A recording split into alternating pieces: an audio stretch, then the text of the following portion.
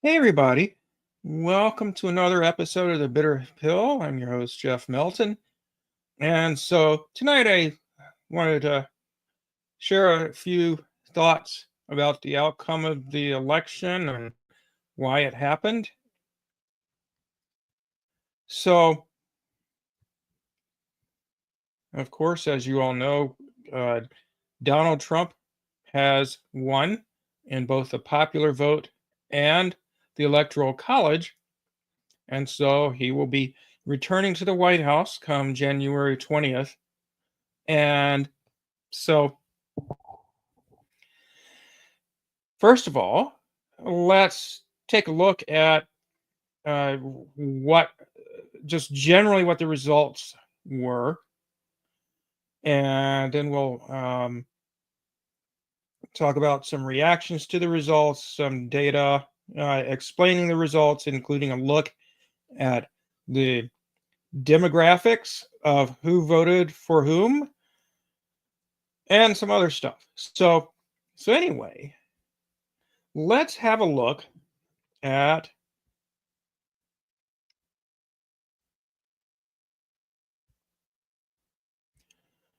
some results, first of all.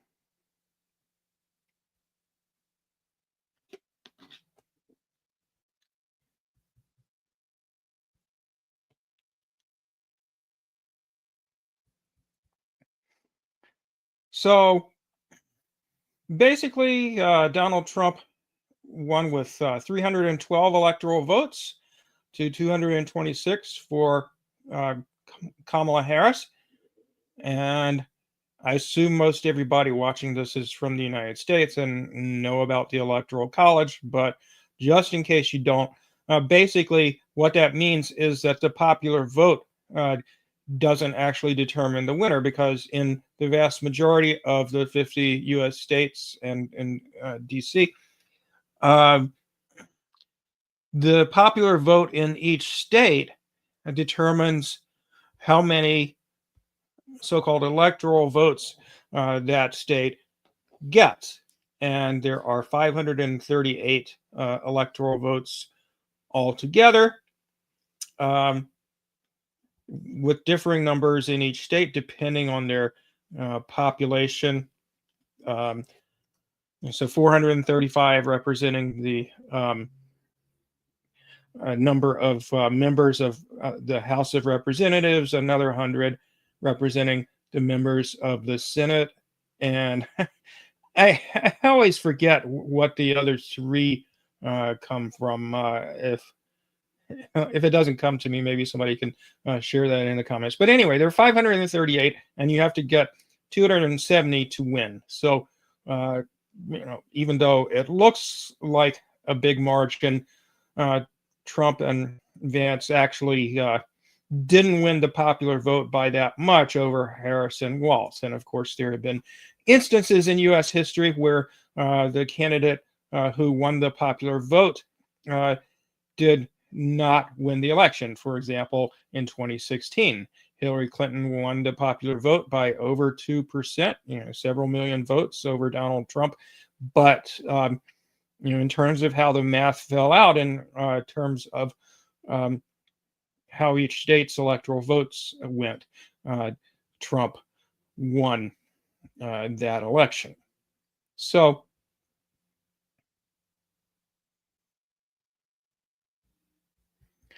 I like this site, even though they aren't completely up to date on the results. So as you can see, they haven't. Well, they've also got red and blue backwards. So red actually represents Democrat and blue Republican on this map. But anyway, it's I love this site because it gives you comprehensive results for all the elections in the United States history. So anyway, um, as you can see, Trump won most of the states. I think 30 in all, because rural states, of course, have lower populations, and Republicans tend to do better in rural areas and not as well in urban areas. So Anyway, um, there you see the outcome.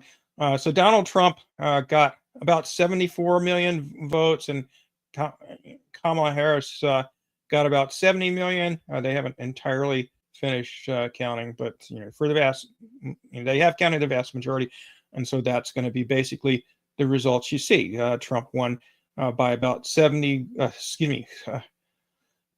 million votes, and approximately 3%, just under 3%. Jill Stein and Butch Ware finished third with 680,000 votes, about 0.5% of the vote, and we'll get into reasons why they didn't do better than they did. A lot of it had to do with Democratic attacks on their right to appear on the ballot in various states, including some pretty big ones. Okay, well, I've already explained it, I guess. So, unlike in the past, the Green Party did not make it onto the ballot in two very large states, New York and Illinois. And in another large state, Ohio, the election commission pulled some shenanigans on them where they basically what happened was that Jill Stein didn't pick her running mate until late in August, mid August, I guess, and the deadline for having names on the ballot was early August in Ohio. So they had a placeholder VP running mate on the ballot petitions in Ohio, and then they, of course, requested that Butch Ware be substituted in for their VP candidate. When Ware was picked, and not only did Ohio refuse to switch the names, but they also apparently got a fraudulent letter from somebody claiming that the VP candidate was withdrawing, which would mean that Jill Stein's votes wouldn't count because you have to have a running mate. The Stein campaign said, no, we did not say that. It's fine if you leave that other person's name, and I forget what her name was, on the ballot. But anyway, long story short, Ohio's sent out a notice to all of the polling places in Ohio saying, if you vote for Jill Stein, we're not going to count your vote. So a third large state where Stein and Ware were not on the ballot. Also, Nevada kicked them off, and Georgia kicked them off. So, I mean, they still didn't get a huge number of votes, but they would have gotten more if it hadn't been for the Democratic Party's vote suppression tactics.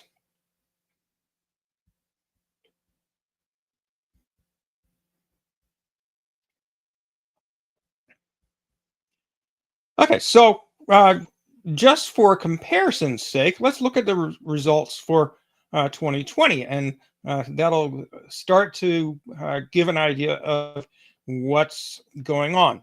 So in 2020, Donald Trump got about the same number of votes, actually slightly more than this time, 74 million votes. But Joe Biden got lots more votes than Kamala Harris, like over 11 million more. So, and third-party candidates did worse in 2020 than in 2024, even though they didn't do well in 2024 either. But The total number of votes in 2020 was 158 million and something, versus in 2024, the total number of votes so far is 146 million. So like 12 million less, 12 million fewer votes this time.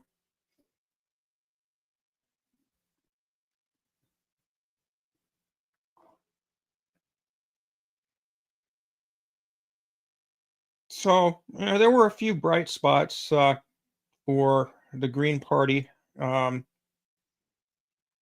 Other than despite the low overall vote count of uh, fewer than 700,000 votes, which nonetheless puts them in third place, I guess, although extremely distant third.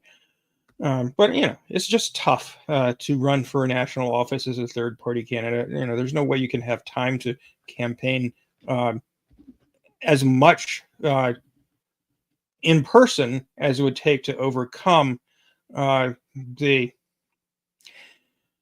major shortcomings of not being allowed into presidential debates and not being allowed to come on mainstream media for interviews or get coverage from mainstream media other than smear attacks. And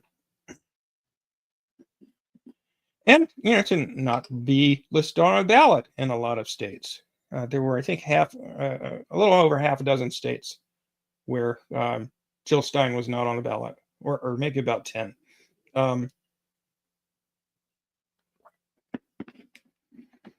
So you have to spend a lot of money just to get on the ballot everywhere. It's hard to get enough volunteers, so you have to hire people, but they weren't able to afford to hire enough. Okay, so anyway, why did this happen? Why did Donald Trump win this election and do so much better than the Democrats this time, whereas he lost in 2020? And why was the turnout much lower? Well,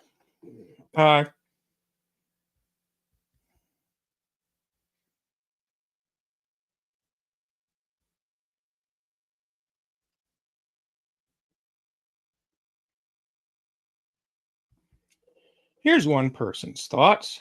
I'm on a discussion list of fellow socialists, and one of them, this guy Steve, who is like me, a former member of the socialist organization Solidarity, which we left, or many of us left, because they really kind of abandoned some of their principles.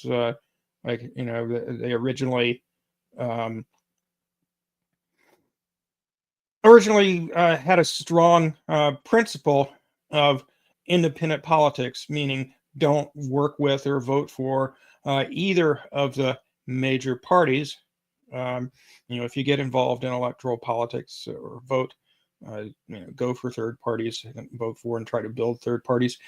So they gave up on that. They got involved in the Sanders campaign, or many of them did, not all of them, and various other things that I won't go into. So anyway, several of us, including me and this guy Steve, ditched that organization. But ironically, I think his politics have kind of evolved in a similar direction to theirs. I mean, I don't want to focus on any individual here, but in this draft article that he writes, he starts out saying, "No way to sugarcoat it. The 2024 presidential election was a referendum on white supremacy as a framework for addressing the social problems of the USA. White supremacy won."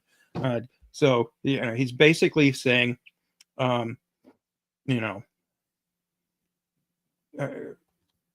supposedly, Trump and his campaign promoted white supremacist views, whereas supposedly Harris's campaign did not.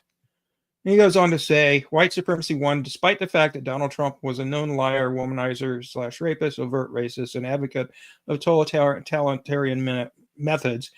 who has trouble putting a coherent sentence together.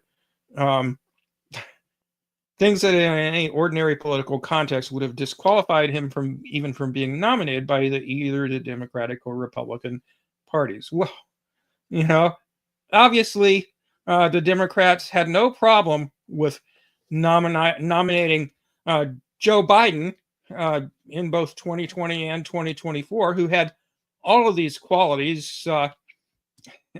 And then when they finally acknowledged that, after that disastrous debate in June between Trump and Biden, that there's no way they could win with Joe Biden because his brain is Swiss cheese. And then, they substituted Kamala Harris in without even holding a primary. At least, voters who voted in the Republican primaries got to vote for who they wanted to be the nominee, and they picked Donald Trump overwhelmingly. Kamala Harris just was gifted the nomination despite not ever having won a primary in either 2020, when she ran and dropped out before the primaries even started because she did so poorly, or 2024, when she wasn't a candidate at all until she was anointed the nominee, basically, in July.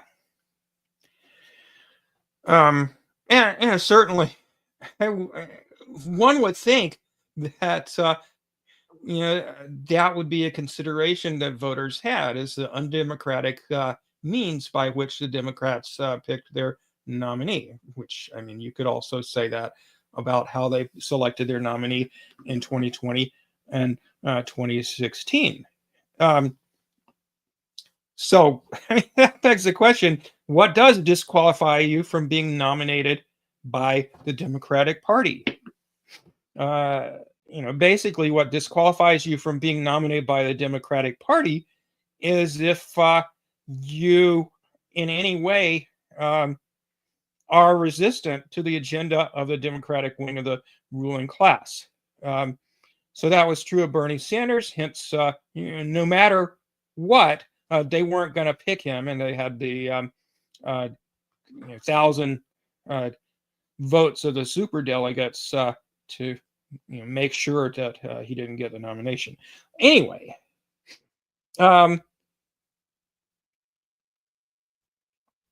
okay, I won't go into detail with the rest of his response, because that was the main thing I wanted to show you, was just this claim about the election supposedly being a referendum on white supremacy, and then jump off from that to talk about what I think the real reasons why Trump won that have nothing to do with that. So I said in my response to him, white supremacy is inherent to imperialist and or settler colonial societies, other than, say, Japan, where the people there aren't white, but they still had supremacist attitudes toward the peoples of the inhabitants of the nations they invaded. But that's the exception to the rule. And white supremacy is quite embedded in both major parties here in the United States and in major parties in other imperialist countries. So the Biden and Harris administration is no less white supremacist in its outlook and practice than any of the other administrations this century, for example. And just to drive the point home that Harris wasn't meaningfully different from a Republican, Liz Cheney, the daughter of former Vice President Dick Cheney, the architect of the so-called War on Terror, went around the country campaigning with Kamala Harris, and she was endorsed by Dick and Liz Cheney, and because she welcomes their endorsement. So, leaving everything substantive about their policy positions and statements aside, just the fact that that happened tells you a lot about how much of a distinction in terms of white supremacist views or anything else there is between Democrats and Republicans these days, or most Democrats and most Republicans. And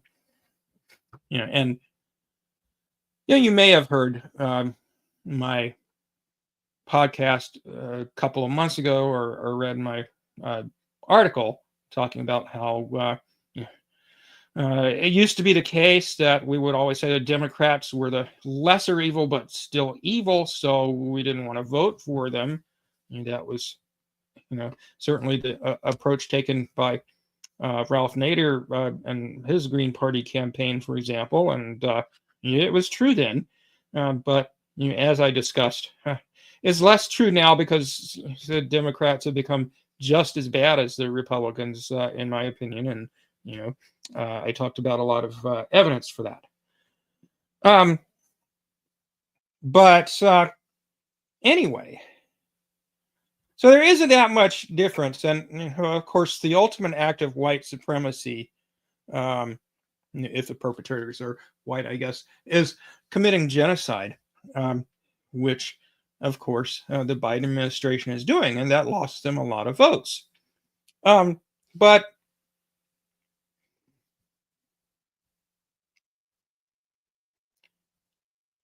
I mean, what has to be explained here is not what the sales pitch of the Trump-Vance campaign versus the Harris-Walz campaign revolves around, because, certainly there's a stronger anti-immigrant, or at least anti-illegal immigrant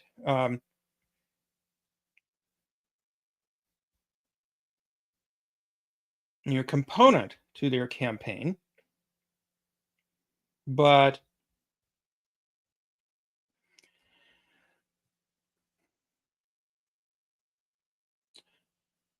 the Biden-Harris administration has actually deported more people than the Trump and Pence administration did. And if you listen at all to Kamala Harris's rhetoric and her policy proposals, there was a very strong anti-illegal immigrant element to Harris's campaign too. For instance, like Trump, she promised to finish building the wall. That was such a big rallying cry of Democrats when Trump was in office, is, oh, he's so anti-immigrant, he wants to build a wall to keep illegal immigrants out. And that's such a waste of money and blah, blah, blah. But of course, the Biden administration has continued building that wall, and Harris pledged to continue it. But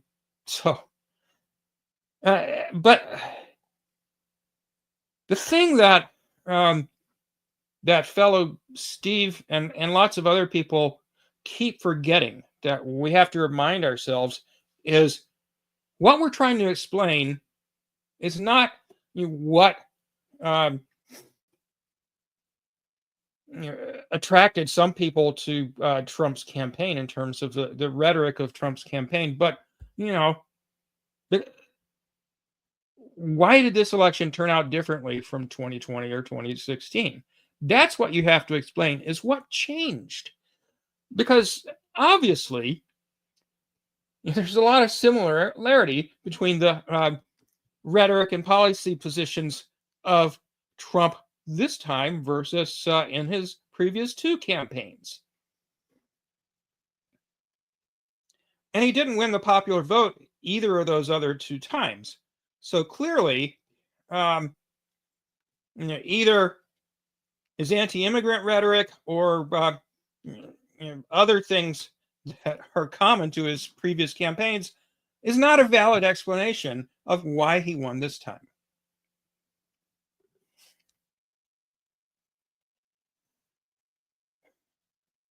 You know, when we attempt to explain why Trump lost to Biden in 2020 but beat Harris in 2024, what we need to explain is what changed. So, what are ways in which a significant number of voters are worse off now than they were 4 years ago? And how do voters who feel that way vote? Well, let's have a look.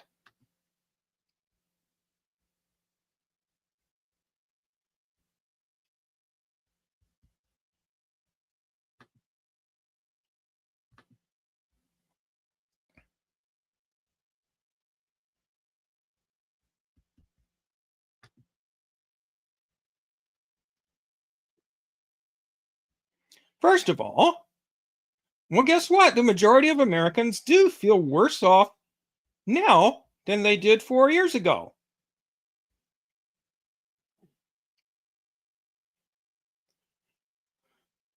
Um, so compare 2024 to the same time in 2020, September of 2024 versus September of 2020.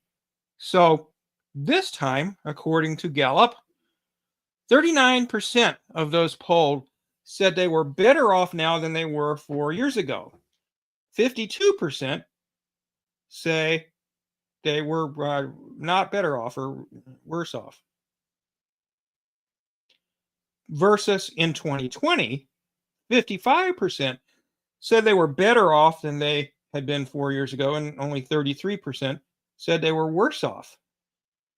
Um, well, I mean, that begs the question of why Trump still won, even though people said they were better off than 4 years ago in September of 2020.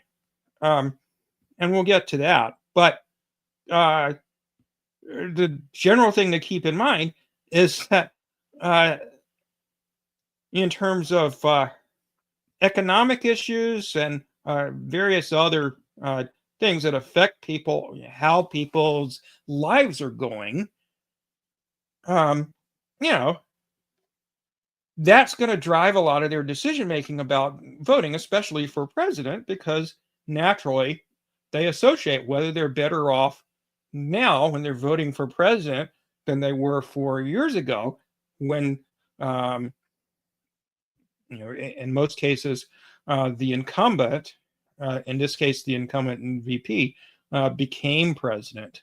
Um, you know, if people feel like they were worse off than they were 4 years ago, it's highly likely that they're not going to vote for the person they associate with their being worse off. And turns out that, oh, geez, I'm going to have to refresh this. Let's see.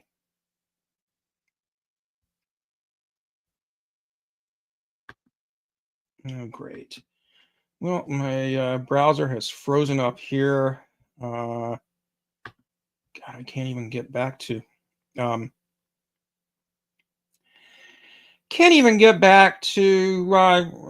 StreamYard. So I'm going to have to close my browser and restart. So hold on for just a minute, please, and I'll be right back with you.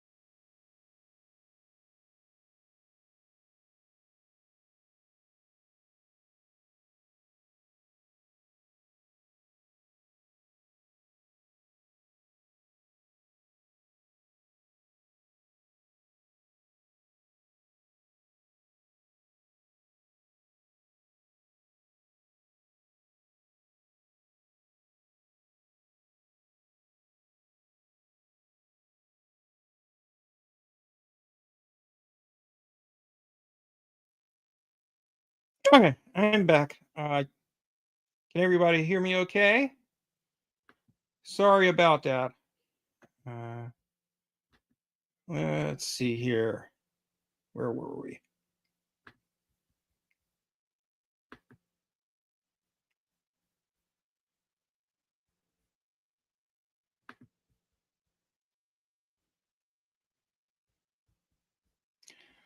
Okay. So so again, lots more people feel they were worse off this time, right now versus 4 years ago. Considerably more people felt that way this time than was the case before the last election. And uh, also, Democrats were far more likely to view themselves as better off than either independents or Republicans. 72% of Democrats uh, said they were better off now than they were 4 years ago. Uh, Only 7% of Republicans said so.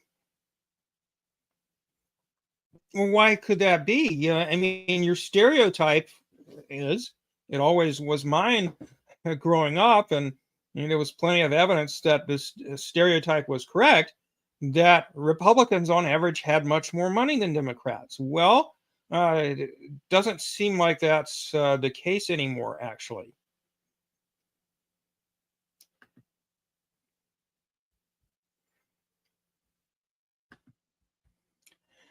Well, for one thing, uh,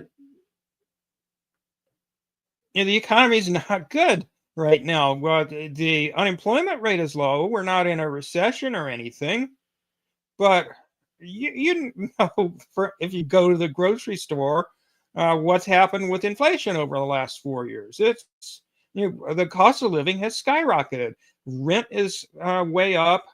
Uh, Mortgages and are way up, and interest rates are way up. If you're trying to buy a house, food prices skyrocketed. You get the picture. It's true that inflation is no longer at the level it was, a couple of years ago. But I mean, the damage is already done. The prices are not coming down, and people's wages have simply not kept pace. James Carville, the campaign strategist for Bill Clinton's campaigns in the 1990s, famously said, "It's the economy, stupid." That's what he said to, and it became public. But that's what he said to his fellow campaign staffers and to Clinton was, you need to focus on the economy because we're in a recession. You can beat George Bush Sr. if you focus on that. So that's what they did, and Clinton was elected. But you know, uh, of course, Trump focused on that, uh, and guess what? He won. Um,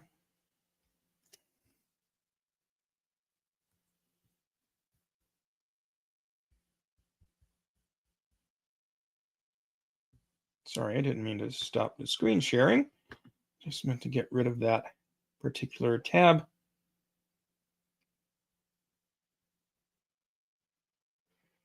Mm,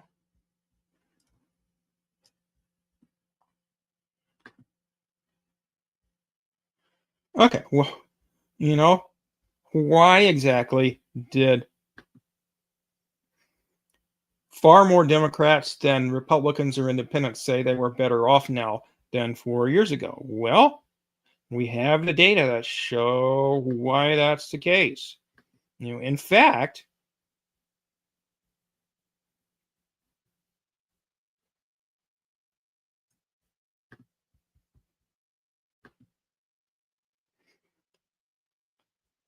America's wealthiest counties became bluer, over the last few years. More Democrat leaning.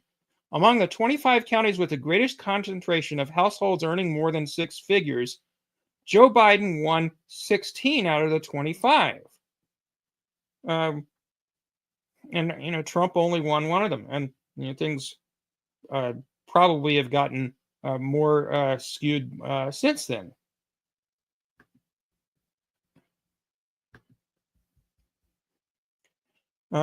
Similar theme from Axios, from this article in Axios: dramatic realignment swings working class districts toward GOP.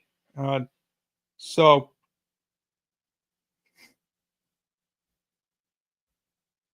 9 of the 10 top 10 wealthiest congressional districts are represented by Democrats, while Republicans now represent most of the poorer half of the country, according to median income data provided by uh, Representative Mark C. Kaptur of Ohio. One of those states where the last few decades of neoliberalism have had a devastating economic impact.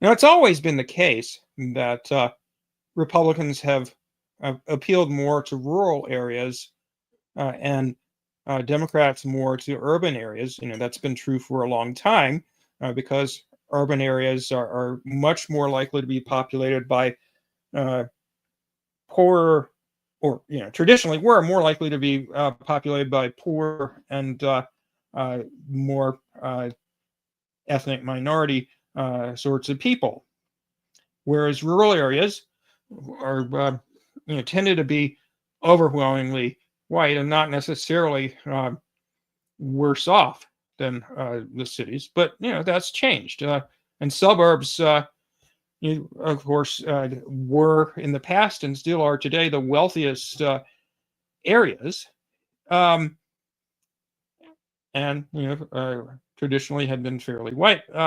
But anyway, back in the day, suburbs tended to go Republican. That's changed. Um,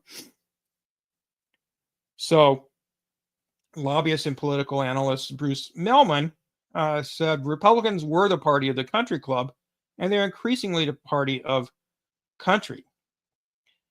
We have seen an inversion of Democrat and Republican shares of the highest and lowest income districts in the highest and lowest college degree holding districts, said Cook Political Report's Dave Wasserman. 64% of congressional districts with median incomes below the national median are now represented by Republicans. Some of the highest income districts have long voted Democrat, i.e., places like, Hollywood and Beverly Hills. But most of them were Republican until recently. And inequality has skyrocketed. It's at Gilded Age levels now, or worse. It's, the U.S. is more unequal than at any time in its history. Okay, so, that likely drove a lot of what happened in this election.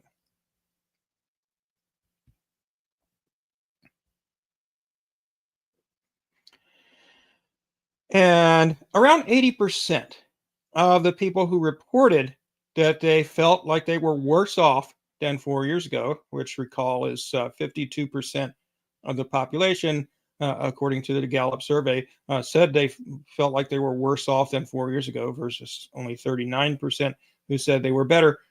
And out of those 52% who reported feeling worse off than 4 years ago, around 80% of them reported, and according to exit polls, that they voted for Trump.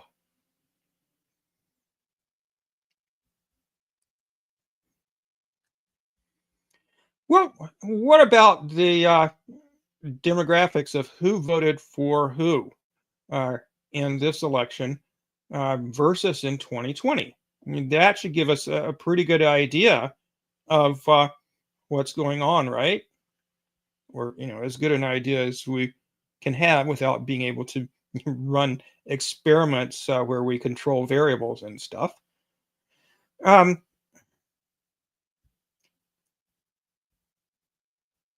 well, here we go.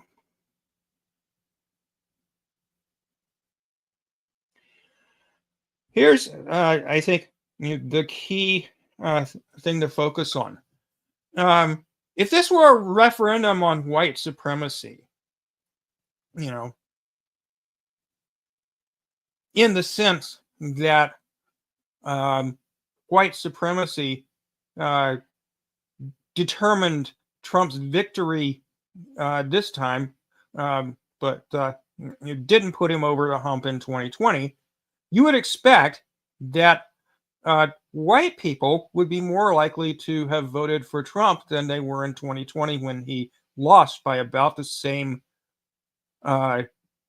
margin as he won this time. Let's see, in 2024, Trump won by a little less than 3%, and in 2020, Biden won by a little more than 3%. So, about a 6.5% swing. So, if it's white supremacy that drove this outcome, you'd expect more white people and fewer people of color to have voted for Trump this time than last time. But in fact, the exact opposite is the case. So in 2024, 55% of white voters voted for Trump, down 3% from 2020 when 58% did. For Biden in 2020 versus Harris in 2024, 41% voted for Biden. 41% of white voters voted for Biden in 2020. 43%, slightly more, voted for Harris in 2024. Not much difference for black people. 12% of black voters voted for Trump in 2020, and the same percentage in 2024. And 1% drop from 87 to 86 in terms of black votes for Biden in 2020 versus Harris in 2024. And presumably that means that more black voters voted for third party or independent candidates. Well, how about for Hispanic or Latino voters? In 2020, only 32% of Latino or Hispanic voters voted for Trump. This year, it was 45%, a 13% increase. For Biden in 2020, 65%, a solid majority of them voted for Biden, but only 53%, 12% drop, 12-point drop in 2024. Asian voters, similar pattern, 4% more voted for Trump this time, 38% in 2024, but versus 34% in 2020. And conversely, a 5% drop between 2020 and 24, 61 down to 56% in terms of votes for the Democrat. For other, which of course includes groups like Arab Americans, 41% voted for, and Native Americans also, 41% voted for Trump in 2020 versus 55% for Biden. This time it was roughly, or pretty much exactly the opposite. 53% voted for Trump this time versus 43% who voted for Harris this time.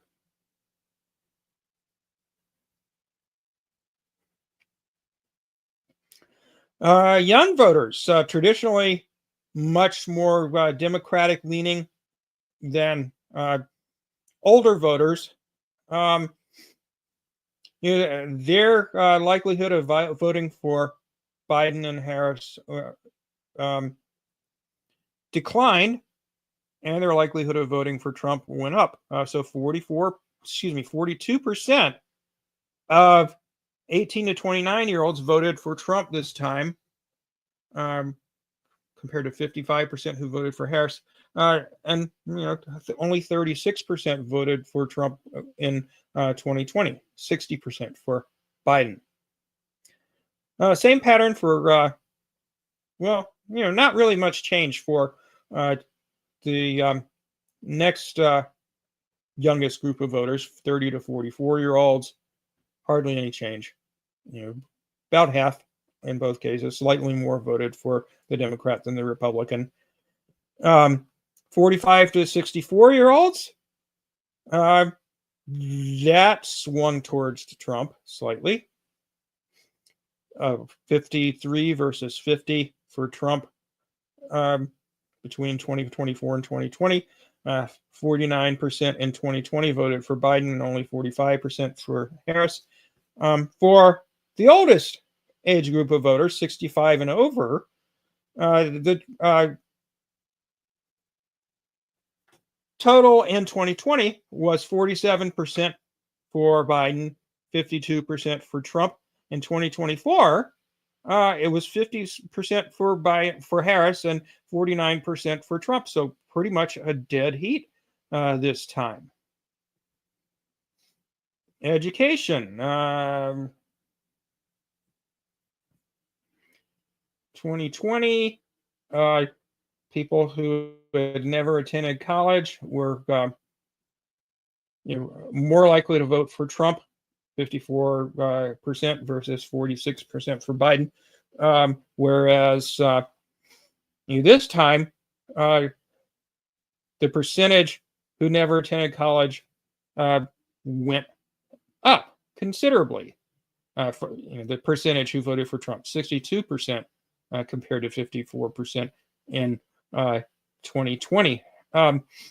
Notice though, the percentage of the total vote who never attended college was much lower in 2024 than in 2020, 15% in 2024 versus 19% in 2020. So those people were less likely to vote this time.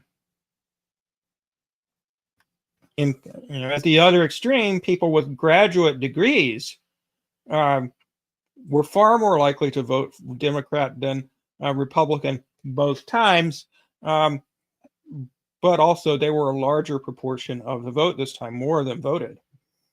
Let's see. I was hoping these exit polls would have some economic data, but they didn't. But I already showed you how there's been this demographic shift in the direction of wealthier voters being more Democratic than in the past, and lower income voters being more Republican. The proportion of households that make six-figure or more incomes for Democrats versus Republicans, has changed quite a bit over the years.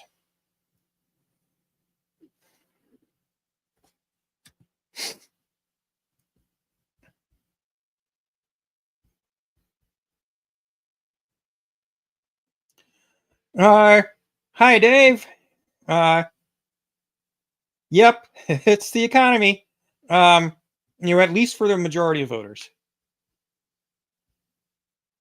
The only identity that matters is either the identity of working for a living or the identity of the 1%. Well, in terms of voting, you can look at it as more of a continuum. But in terms of political power, obviously the 0.01%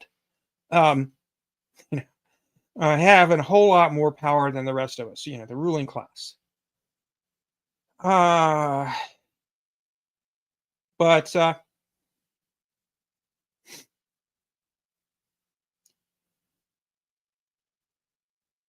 okay, so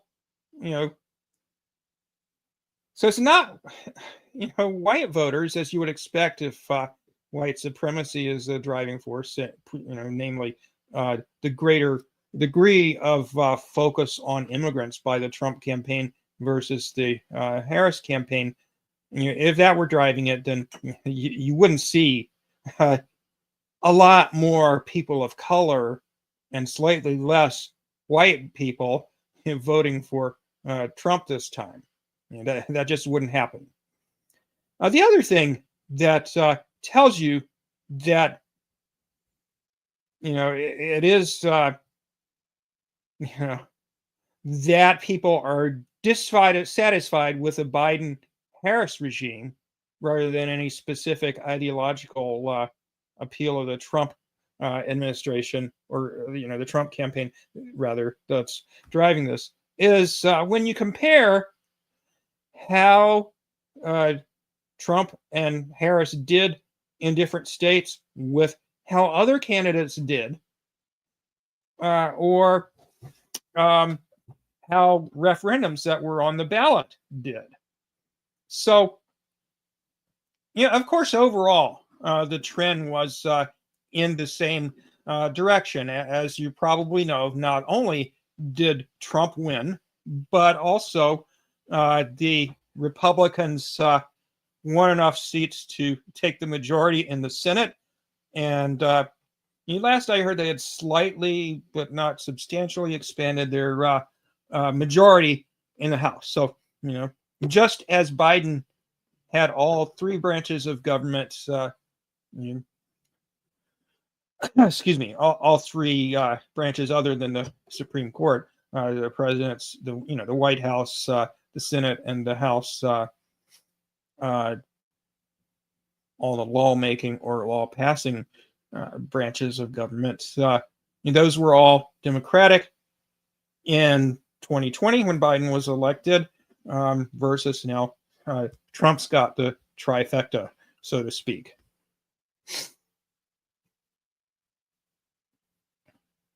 But when we drill down to specific candidates and specific regions where Trump did well, that isn't what we find. But before I get into that, let me just talk about the demographic that was most pissed off at the Biden-Harris administration. And that, of course, well, actually two demographics, Arab Americans and Muslim Americans. So,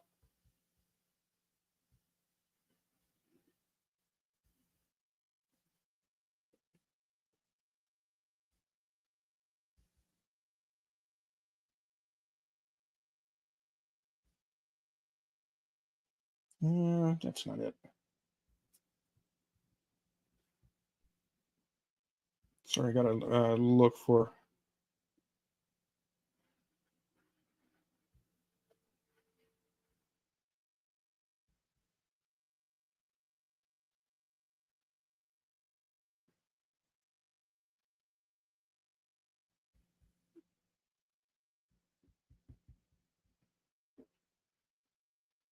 Give me just a second.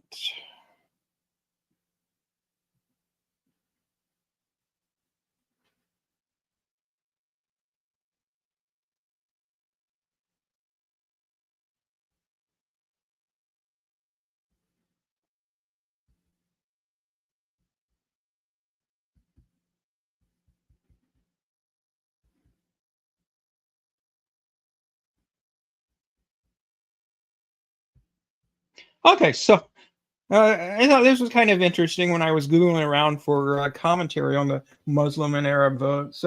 Even Voice of America, that infamous U.S. government funded propaganda outlet, noted the trend. In historic shift, American Muslim and Arab voters desert Democrats. So a nationwide exit poll of more than 1,300 voters by the Council on American Islamic Relations, CARE, found that significantly less than 50% of Muslim voters backed Harris. That compares with an estimated 65 to 70% that reportedly voted for Biden in 2020. The lion's, I don't know if this is accurate actually, but they say the lion's share of the Muslim vote went to Jill Stein, the Green Party candidate. Well, it's certainly true that in polling leading up to the election, which, of course, there wasn't that much polling of this one specific ethnic minority group that isn't among the bigger minority groups in the U.S. But the polls that we do have, yes, indeed, showed that Jill Stein was basically in a dead heat it says it went to Jill Stein or Trump. Okay, but they don't mention that it was actually Trump that did better than Jill Stein. The shift in the Muslim vote echoed among Arab American voters who had backed Democratic presidential nominees over Republican candidates 2-1 for more than 2 decades, said James Zogby, president of the Arab American Institute. The group didn't do an exit poll, but going into the election, its polling indicated that the Arab vote would be split 42% to 41% between Trump and Harris, with most of the rest going to Jill Stein. And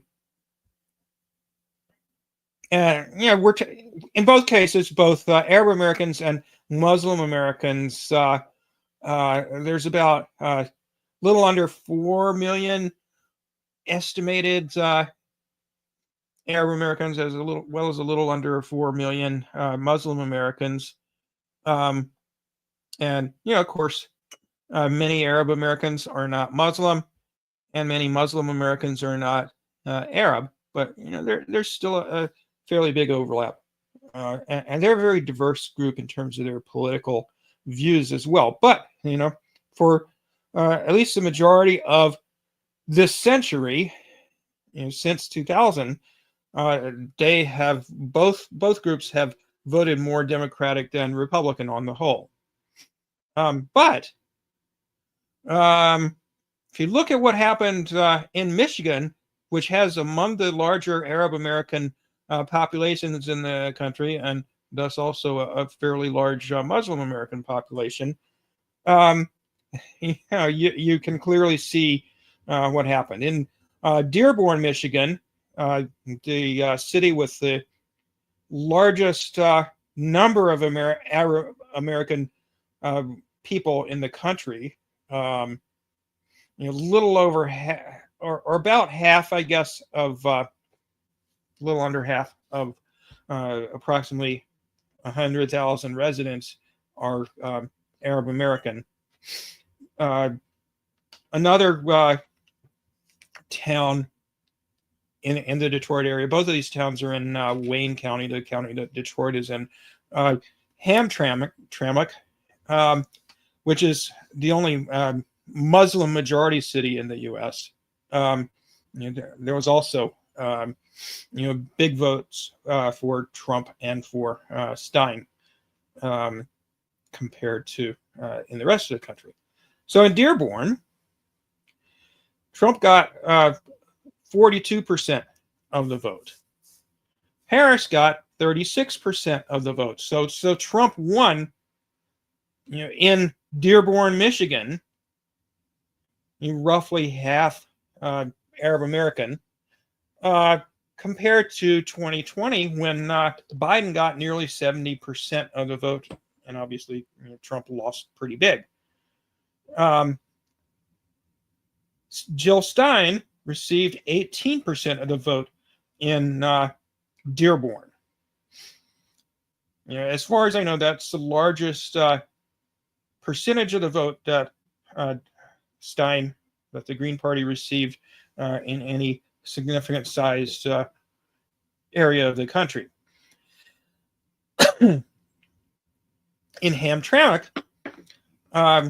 Harris did win, but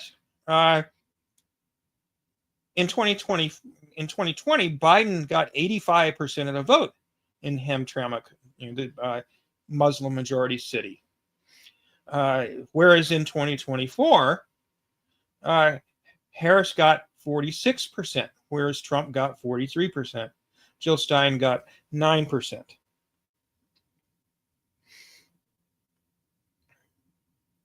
Now, in polls leading up to the election, which, as I mentioned, there weren't very many, but in polls leading up to it, Stein was receiving a much larger percentage of the vote, and Trump was receiving a much smaller percentage of the vote.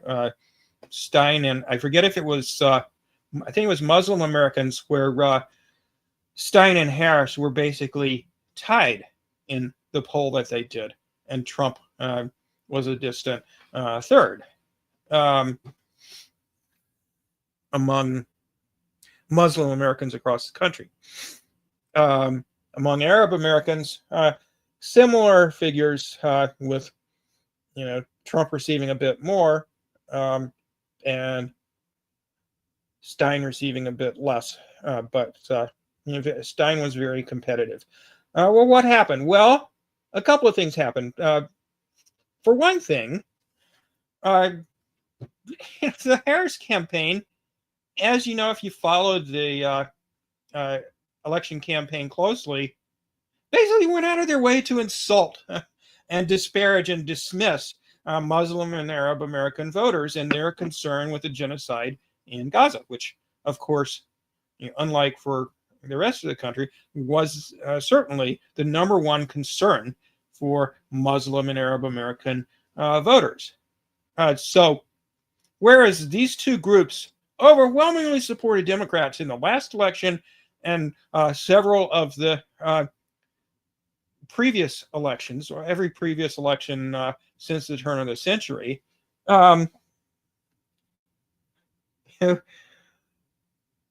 basically as soon as the Gaza genocide started and Israel's rampage in West Asia in general started,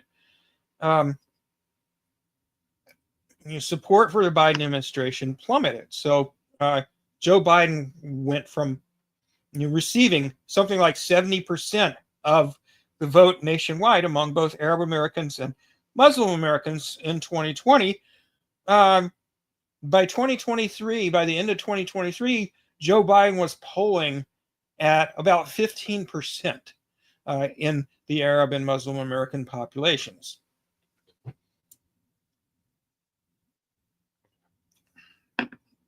And there was a bit of a honeymoon period when Harris took over, where folks gave her the benefit of the doubt for a little while, but then you had the convention where they snubbed a Muslim American speaker, even though she supported Harris and they had vetted her speech.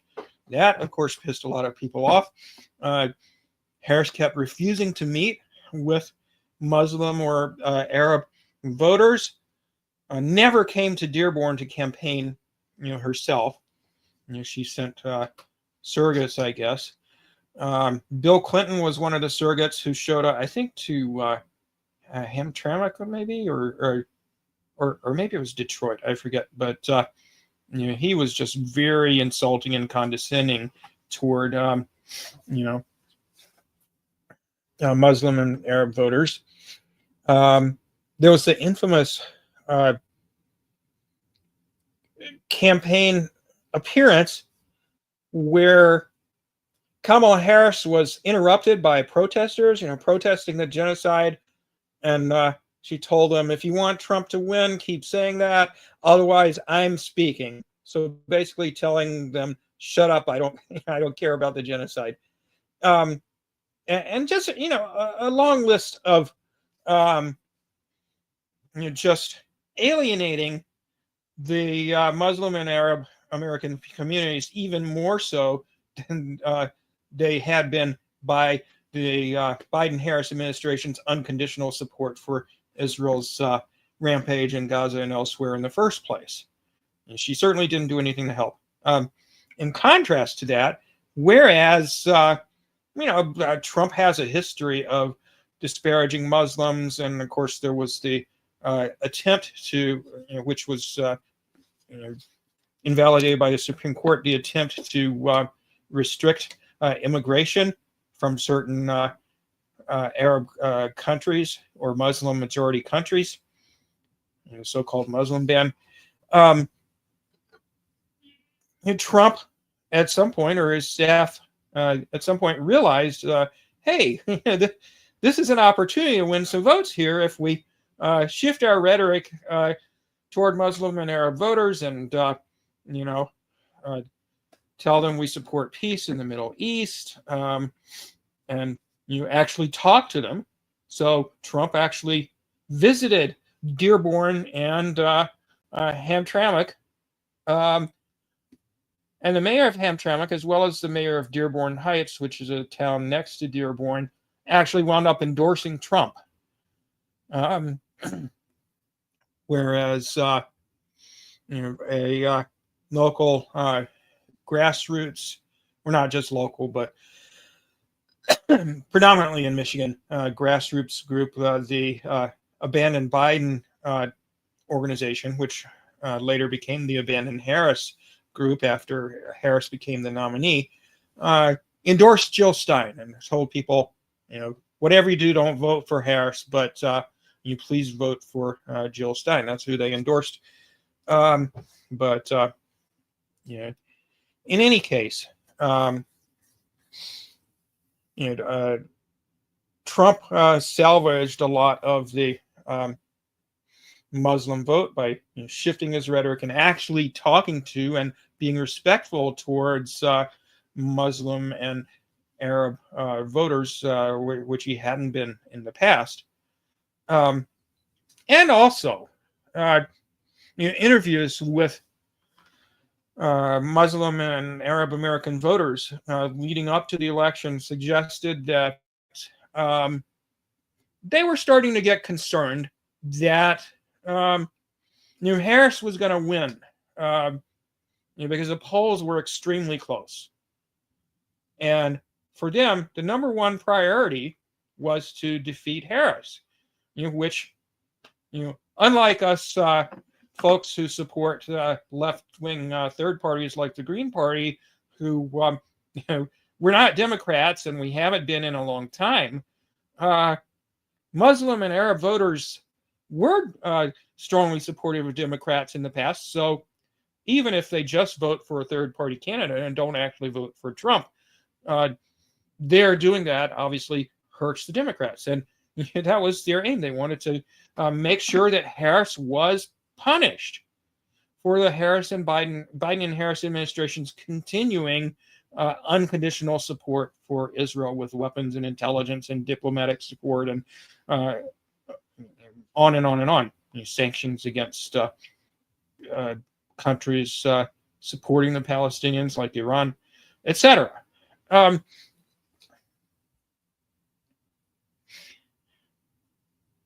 Did I mention Stein got 9% in Hamtramck?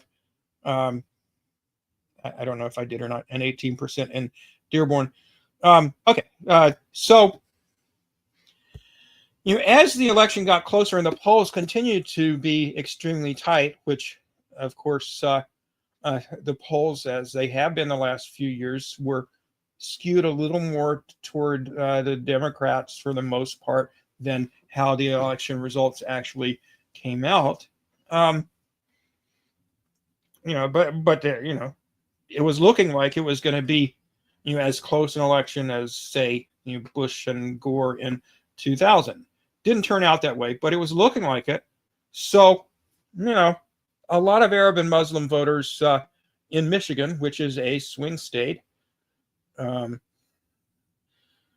you started getting cold feet about voting for Jill Stein, and we're like, oh, fuck it, I'm going to vote for Trump. Since I voted for Biden in the last election, my voting for Trump, that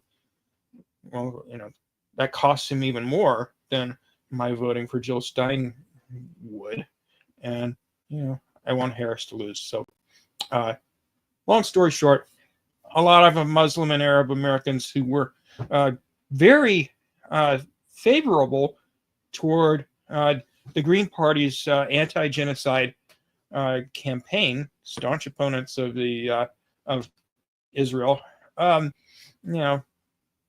they decided, a lot of them decided not to vote for her and to vote for Trump simply because they wanted Harris to lose Michigan, which she did. And by the way, I can't remember if I mentioned this, but Trump won all of the swing states, every single one of them. So, in terms of the Electoral College, he did better, I think better than Biden did in 2020. 306 to 232 for the electoral vote in 2020 versus in 2024, slightly better, 312 to 226.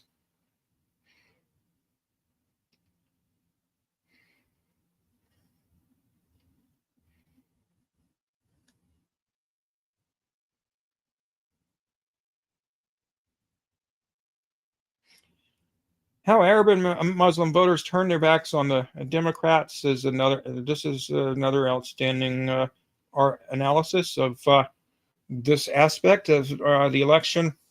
Um, just a couple of points that I wanted to share from this article. And Trump's campaign, in Michigan was very effective. So, no new wars, family values, affordable groceries, read Donald Trump's campaign flyers in Dearborn, Michigan. So, appealing to the economic concerns that a lot of voters have, that probably drove most voters' decision to vote for Donald Trump, but also appealing to them in terms of their concerns about about West Asia, or the Middle East, as they say, where their families were from, and many of them's families, if they were Palestinian, were being killed, or Lebanese, which a lot of people in Dearborn are Lebanese Americans, and family values. As I'm sure you know. Although they tend to support abortion rights in general, Muslim Americans tend to be on the conservative side in terms of social issues, or in some cases, what's portrayed as conservative but really isn't, such as not going along with males who identify as women being allowed into female spaces in sports. Muslim American communities very much against that. Even more so than the general public, which also is against that. But anyway, the message resonated.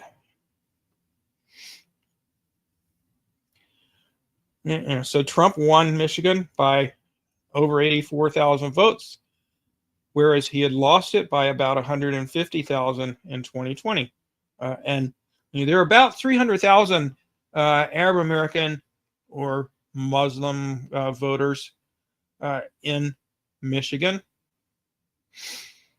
So I don't know how many of them voted. Maybe half of them were eligible to vote and voted. And so they played a big part in that shift.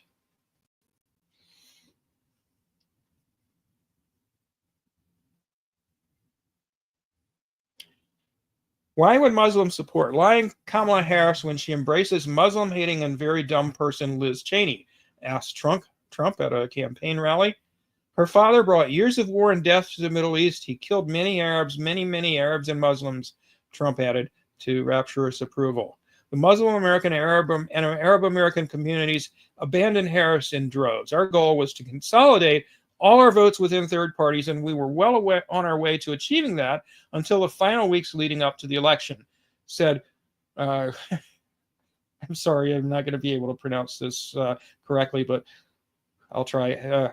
Haifa Ahmad from the Abandon Harris campaign, the organization that I told you about. The group had focused on holding the Biden and Harris administration accountable for the ongoing genocide in Gaza by encouraging people to abandon voting for Kamala Harris. Polling in late October showed that 42% of Muslim voters favored third-party candidate Jill Stein, while 41% favored Vice President Kamala Harris. And I think Trump was down around, whatever's left, down around 15% maybe.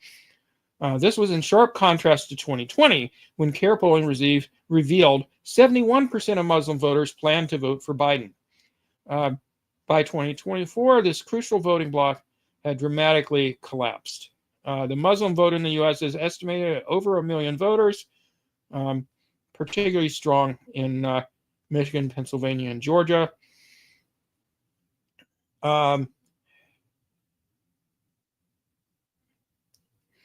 In the final weeks, however, anecdotal evidence from the Abandon Harris campaign indicated that Arab and Muslim voters may have shifted towards the Trump ticket, moving away from Stein.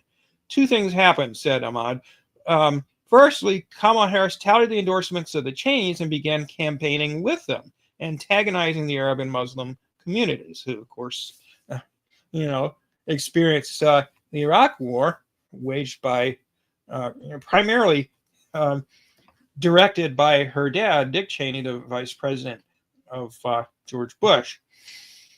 Then the Trump-Vance campaign ramped up their anti-war rhetoric and promised the community in deep pain and grief that they would immediately work to end the war once in office, added Ahmad, referring to Israel's ongoing wars on Gaza and Lebanon. These two events combined undermine their plans to consolidate the anti-genocide protest vote within third parties. But also, he didn't mention it, but the other thing that happened was that Arab and Muslim voters started getting cold feet because they saw that the polls were so close. And, their main goal was to make sure that Harris was punished for the Biden and Harris administration's unconditional and massive support for Israel's genocide and its basically genocidal policy in Lebanon too, just wantonly murdering civilians. I think the death toll in Lebanon is over 3,000 now, just in a couple of months.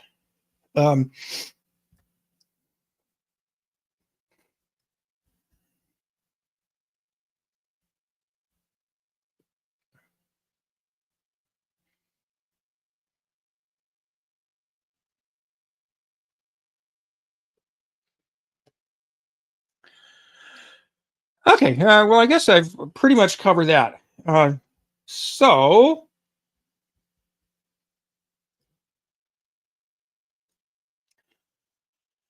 there are a lot of, in addition to the undemocratic way in which Harris was selected as the nominee, the fact that the Democrats gaslit us, including Bernie Sanders and the so-called squad, gaslit us about Joe Biden's mental state for 4 years, denying that there were any cognitive deficits, even though we could all see it.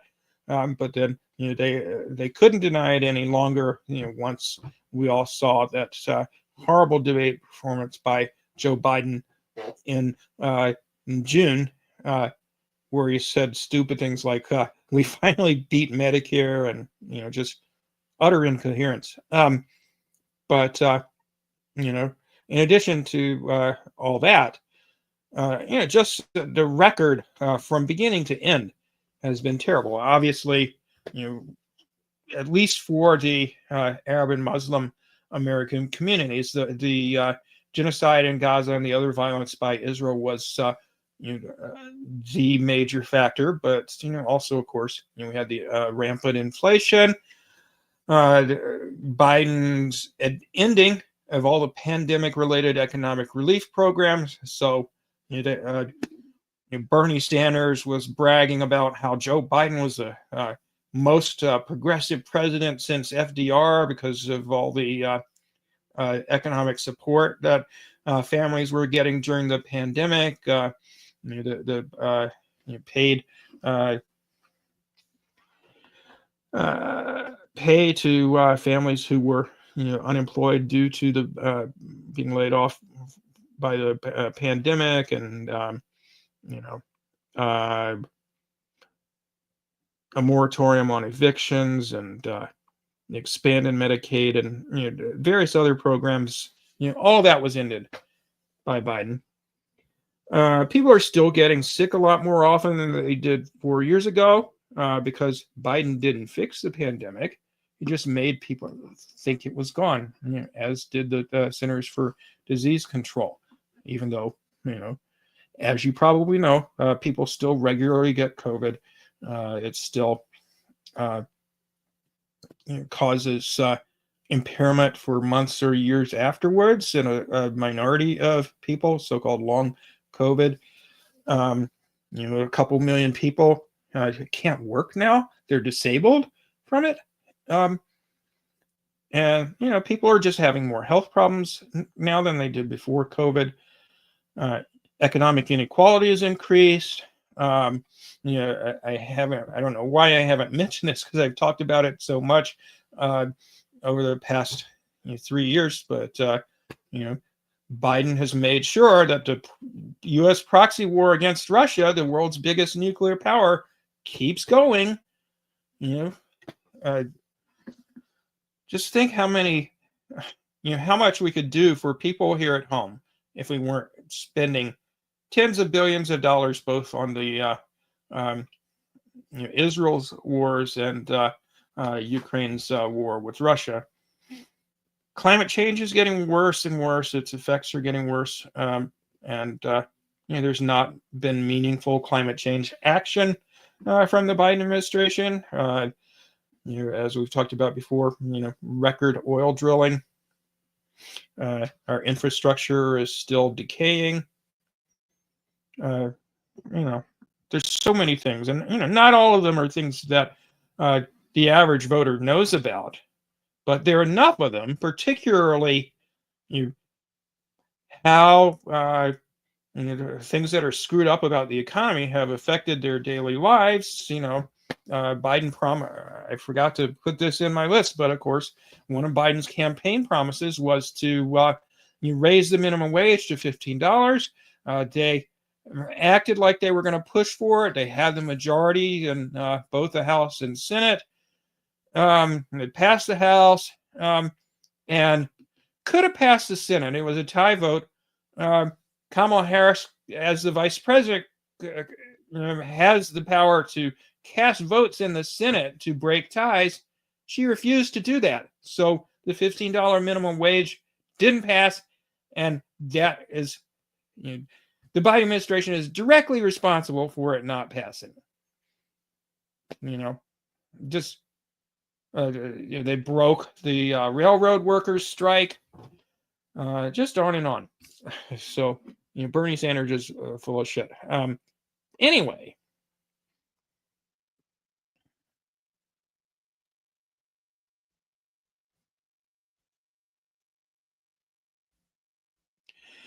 The one other thing that I wanted to mention was, I mentioned, alluded to it earlier, but I didn't go into detail. Just the contrast between how Trump won in a lot of places where he wasn't expected to win, Dearborn, Michigan, and so on and so forth. And, of course, Trump won big in places like Florida, Missouri, Alaska. So, for example, Trump won Missouri by 18%.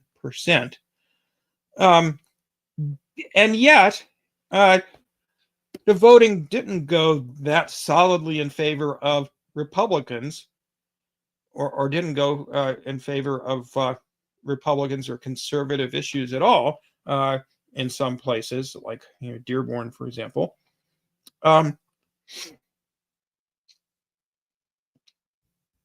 So compare how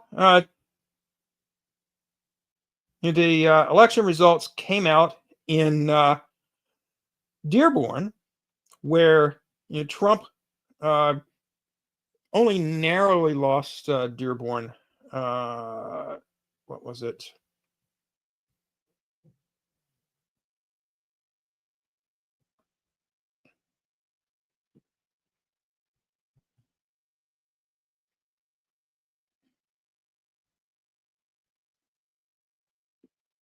%42 compared to 30% in 2020 in Dearborn. Yeah, he won Dearborn. Sorry, I forgot that.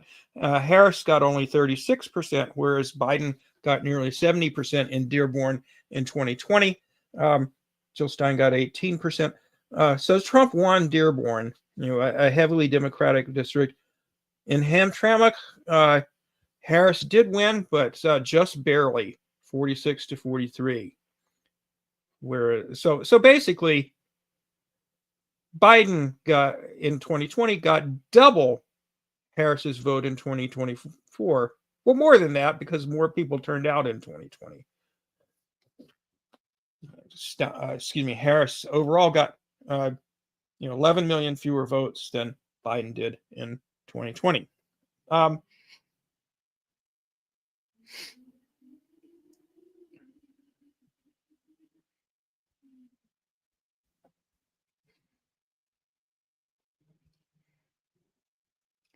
Well, what happened with the congressional race in that district. If you recall, or if you know, Rashida Tlaib, the only Palestinian American in Congress, is in a congressional district that covers, not sure if it's all of Wayne and Oakland counties in the southeastern Michigan and the Detroit area, or just most of them. But her district covers a lot of the Detroit area, both in Wayne County and in Oakland County, which is kind of northwest of Wayne County.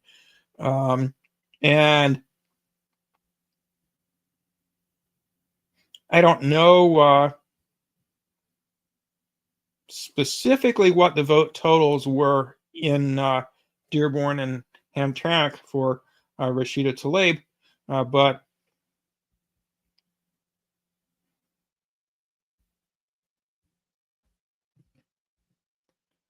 she got 70% of the vote in her district versus only 25% for the Republican. And a Green Party candidate named Brenda Sanders got 2.3%.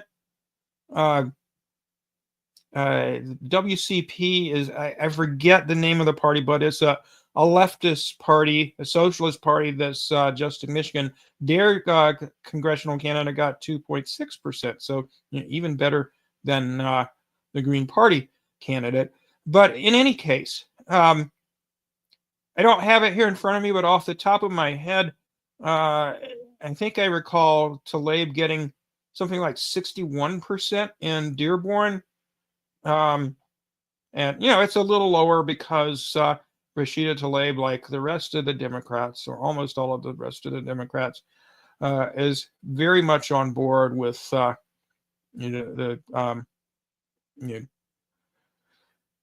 gender ideology stuff. Males have the right, supposedly, to declare they're women and participate in female sports and women's sports, girls' sports, and be in their spaces. And most Muslim voters in particular are not too keen on that.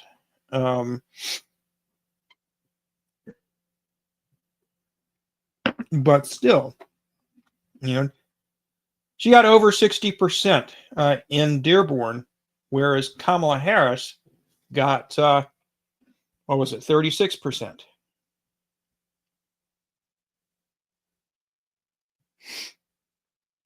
So just a massive, massive gap.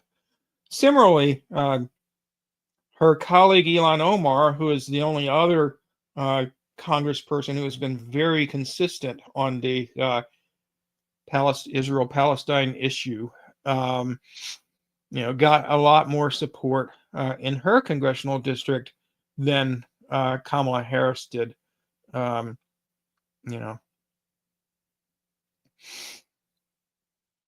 In Minnesota.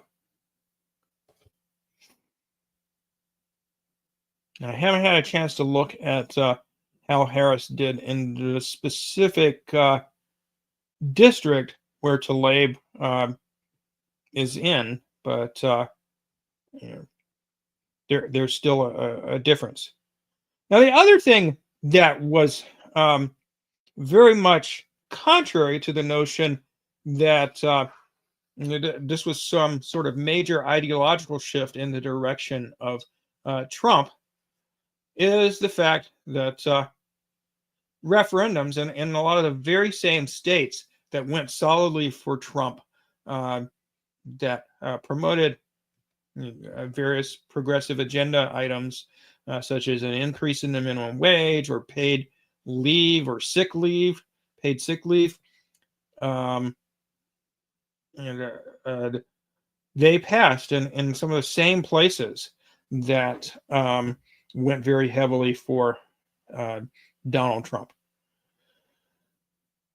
So 9 out of 10 congressional states. Let's see. Okay, I don't want to necessarily show you anything. Oh, yeah, there was one other thing I wanted to show you, so I'll keep the screen up. But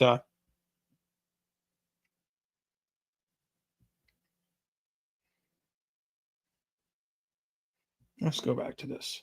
9 out of 10 states where a restoration of abortion rights was on the docket, it was a referendum in the election, had majority support.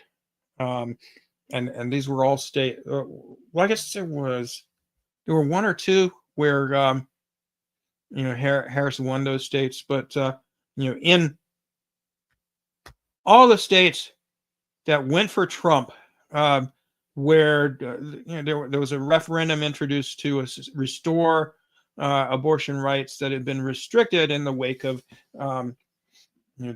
Roe v. Wade being overturned. The only Republican state. Wait, is that for South Dakota? I think it was, and maybe one other state. The only Republican state where it didn't pass besides those two was Florida, but it got the majority of the vote, even in Florida, 57%. In Florida, they have a rule that you have to get 60% in order for a referendum to pass, whereas in the other states, it's a majority.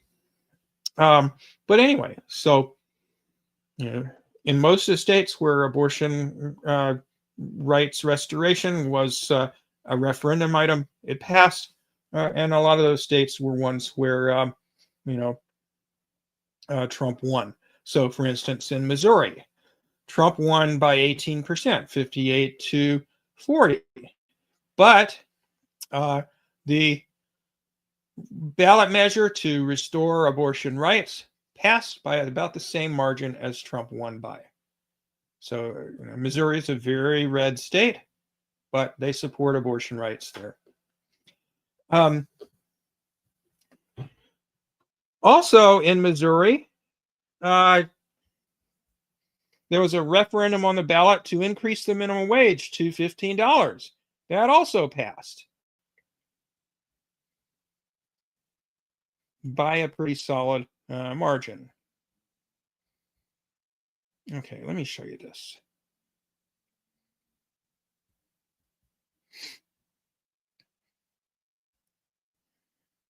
In Alaska, the minimum wage was increased to, the voters voted to raise it to $15 an hour by 2027. It's also already much higher than it is nationally, $11.73 versus $7.25 nationally. Alaska is a very Republican-leaning state. Let's see.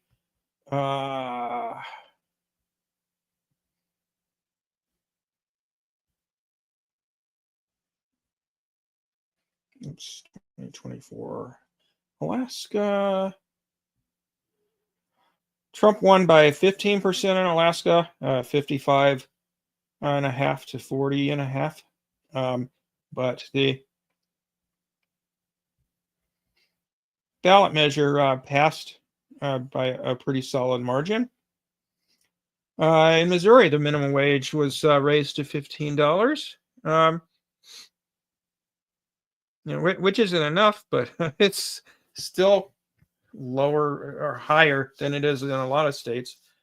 In contrast to that, in California, there was a ballot measure that would have raised the minimum wage from $16 to $18 an hour by 2025. They say it remained too close to call Wednesday morning.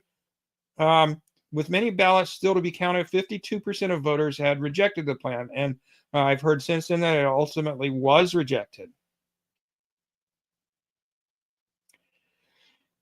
Missouri, Alaska, and another state that went to Trump, Nebraska, where Trump won by just an overwhelming margin, 60 to 38.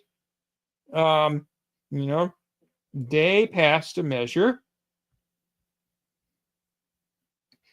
that will give employees 1 hour of sick leave for every 30 hours worked. Well, wait, that's Missouri and Alaska. Nebraska's measure doesn't specify the rate of sick leave accrual, but they did pass a ballot measure in the same state that Trump won by 22%.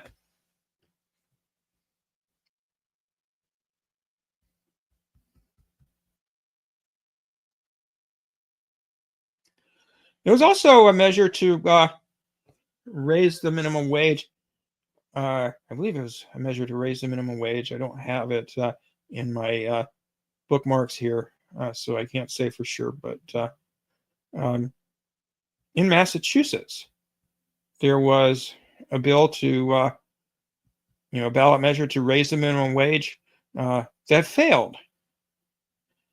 And this is a state that Harris won by a margin of 61% to 36%. So again, just because a state is Republican leaning doesn't mean that the majority of the people who live there are right-wing reactionaries. There have been ballot measures passed in various conservative states, some of them, a long time ago, like in Alaska, to legalize marijuana, ballot measures to raise the minimum wage substantially high, substantially above the federal minimum wage of $7.25, which, by the way, was signed into law in 2009, just before he left office, by George Bush, a conservative Republican. So 15 years ago was the last time that, more than 15, since it was in January of 2009. That was the last time the federal minimum wage was raised.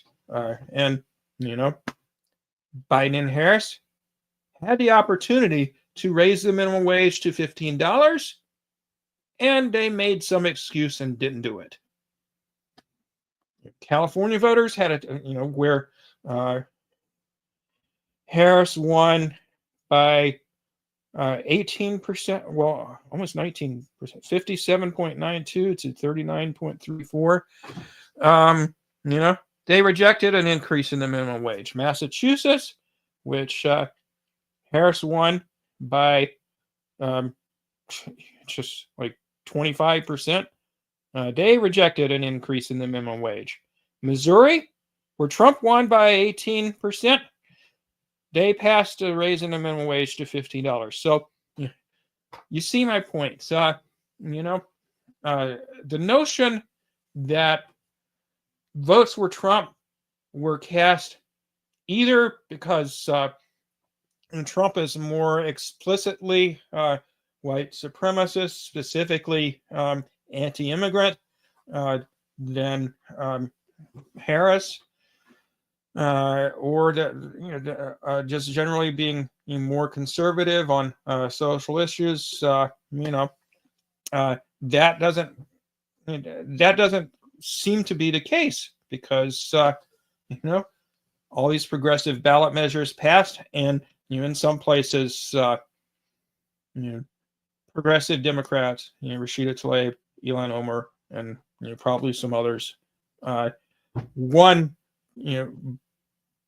by substantial margins in states that, or in places that Kamala Harris struggled in or lost.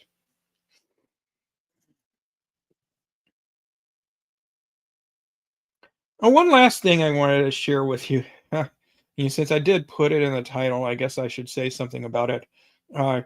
Liberal tears.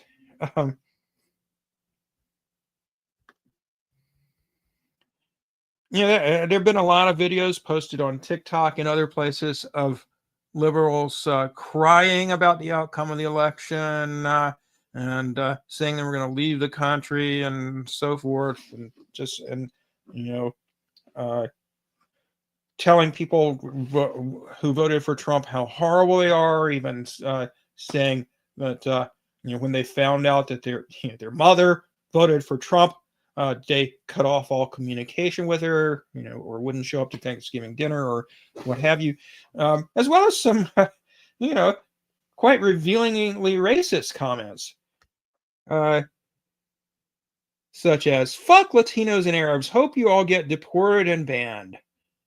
Enjoy the next Muslim ban and bulldozing of Gaza. I will. I hope every Muslim who voted Trump gets to watch him turn Gaza into a parking lot." And there were also endless variations on the theme of "I hope you get deported." So The mindset of an awful lot of liberals is so dead set on this stereotype of Muslims and Arabs and Latinos as illegal immigrants, which, of course, the vast majority of them are not. But that's their stereotypes, and this was a common sentiment. I hope you get deported, expressed toward voters who were members of those groups. Well, I mean, can voters be deported? But voters are U.S. citizens. You dumbass liberals. Uh, people are not going to be deported, regardless of how they voted, if they are U.S. citizens. These people, Arab Americans in Dearborn, this person was referring to, aren't the main reason why Trump won, but they're despicable and unrespectable and should be seen as such. And of course, similar attitudes, as you might expect, were expressed by these whiny liberals toward Green Party voters, other third party voters, I guess. They weren't expressed by to the same extent toward, well, I guess they were expressed toward actual Trump voters too, but well, as I was just saying, I guess, but there seems to be more venom for Green Party voters than there is toward Republican voters in a lot of cases, unless they're people of color or religious minorities like Muslims who voted for Trump. But I mean, if you look at the margins here, Trump won by almost 3%. Unfortunately, Jill Stein only got 0.5%, 680,000 votes. And the candidates that I voted for here in Indiana, Claudia de la Cruz, got only 0.1% of the vote, 116,000 and some odd votes. So even if you add all the left-leaning candidates together, they don't add up to anywhere near what Trump's margin of victory was, even in the swing states. So, Wisconsin,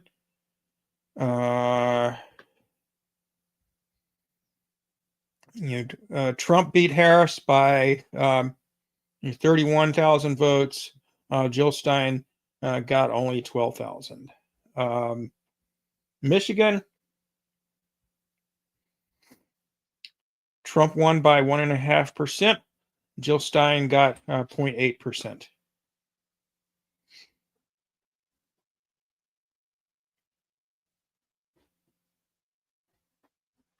Pennsylvania, Trump won by 2%. Jill Stein got 0.5%. And so on.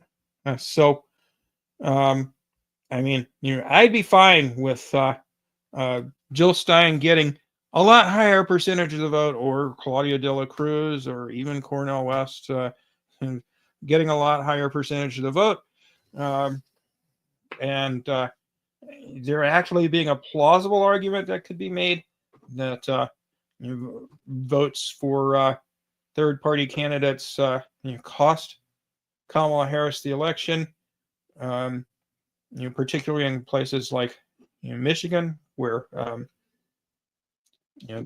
there was not a big enough overall third-party vote percentage to cost Harris that state, but if everybody had voted like Muslim and Arab voters did in those states, the Green Party would have cost her that state.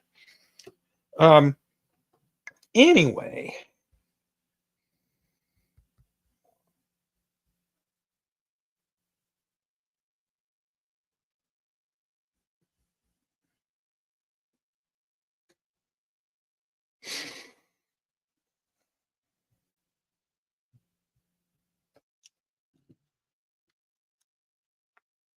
so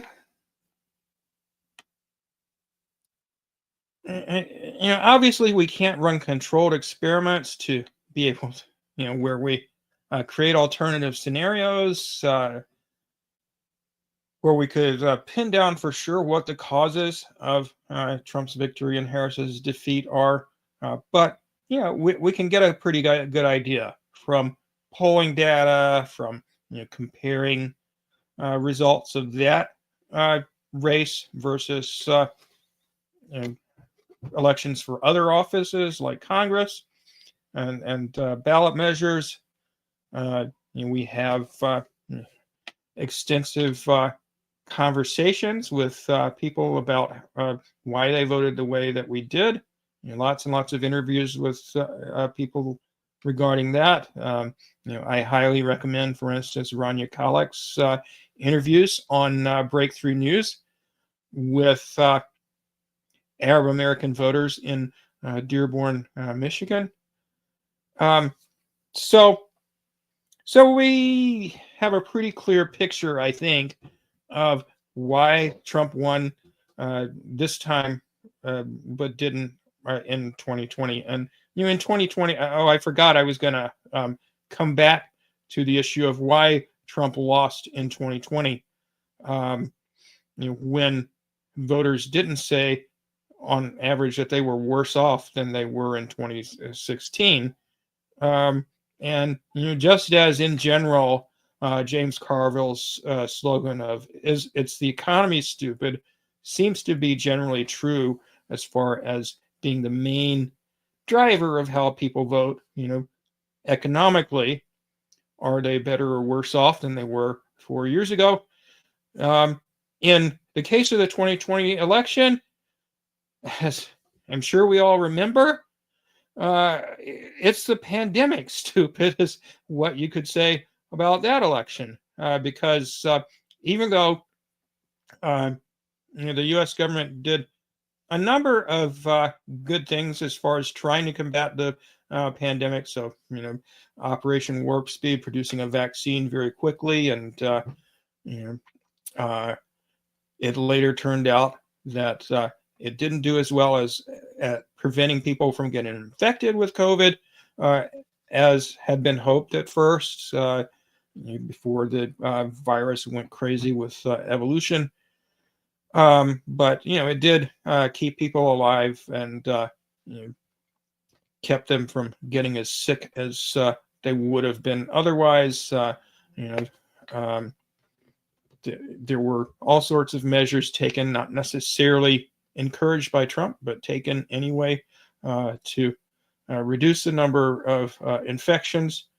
Wasn't nearly as effective as some other countries like New Zealand and China and so forth, but the damage was limited somewhat. But overall, Trump didn't do very well at containing the pandemic, and people held it against him and voted accordingly. And that's the main reason that Biden won, because Biden promised to do better on COVID than Trump did, and Biden really didn't. 2/3 of all the deaths from COVID have occurred under Joe Biden. And granted, the pandemic was worse during Trump's year in office during the pandemic, in terms of how many people it was killing or hospitalizing, and also during the first year of Biden's administration. And Biden was in office for a lot more time since COVID came along than Trump. But still, the fact that 800,000 people have died of COVID since Biden has been in office speaks volumes about the poor job the Biden-Harris administration has done on that. And most voters don't know about it. What they know is their overall life situation, for most of them anyway, has gotten worse during Biden's administration than it was before Biden took office. And they held that against Harris, and rightly so. And of course, Muslim and Arab American voters in particular, and to a lesser extent, other Americans, held it against Harris that we're still backing Israel to the hilt.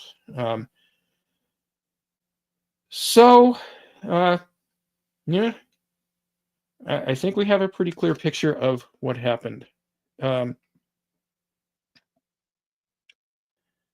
And We also have a pretty clear picture, I think, of what happened in terms of why um, why Jill Stein and other third-party candidates didn't get more votes than they did. It was the suppression of Green Party and other candidates' ballot access.